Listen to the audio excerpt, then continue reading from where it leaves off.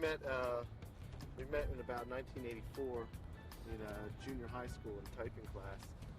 Our hobby was like music at the time. We were hanging out at like local record stores and like the local college radio station, and like each of us had like different things in our record collection that the other one didn't have. Aaron's dad had a lot of psychedelic records.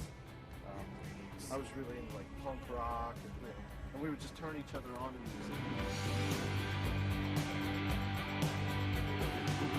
It's called Ween right from the beginning, the first day that we decided to make music together.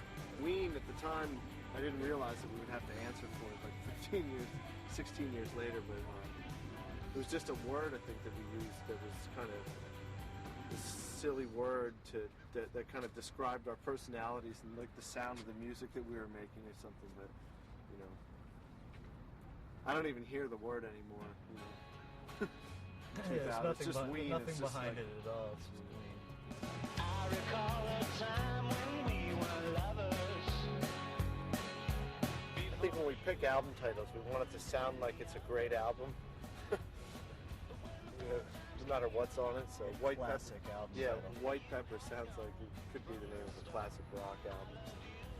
I think the way we look at our records and the way the people who buy them look at them are a lot different. I mean, I think we look at it more like a document of like the time frame or something, the time period of our lives, and, where we're at personally, something like that. So we really have no idea what's going to happen on the record when we start.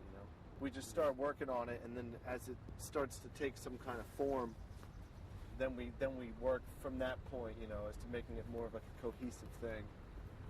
But when we start out, it's really Just write a bunch of songs. it just starts with like It's just a snapshot of our lives at the time.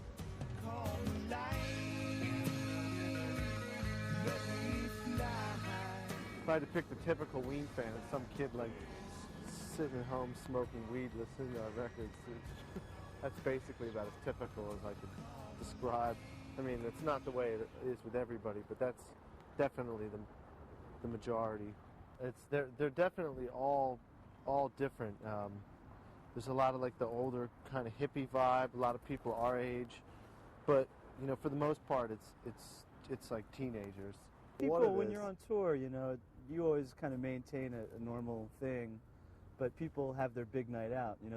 I think it's with any band, they look forward to that night when their favorite band or whoever's playing, and people just go nuts and do all kinds of crazy stuff.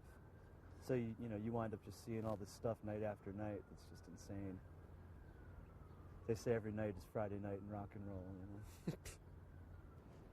We get a lot of really ill shit happening. To tell you the truth, sorry. Yeah, there's most of it involves like hallucinogenic drugs because our fans are kind of tapped into that.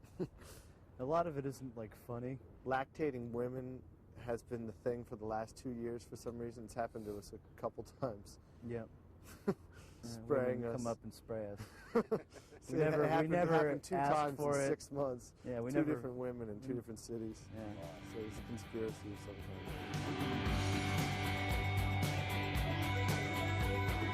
Future of Ween. I think we're just going to continue to keep making records and doing our thing and trying to dominate the universe as best we can. I think the plan all along has been, like, even since we started, was sort of like, wouldn't it be funny, if we were like 60 or 70 years old and we were still in Ween. I think with that in mind, kind of like, let's keep going. Yep. Go as far as we can. We enjoy what we do, so. There's still some key things we have to experience, like the bad cocaine phase. We've never made it to like all the really good rock and roll shit yet. Yeah, right. Multiple divorces, like all that shit. We couldn't have a rockumentary about us yet. We haven't like exactly. We've been pretty idle. We've done a lot, but it's been none of the good stuff yet. Somebody's got to lose a leg or something. Yeah, all the freebasing phase and all that shit. That's why I'm in this band. So far, it's been a great disappointment.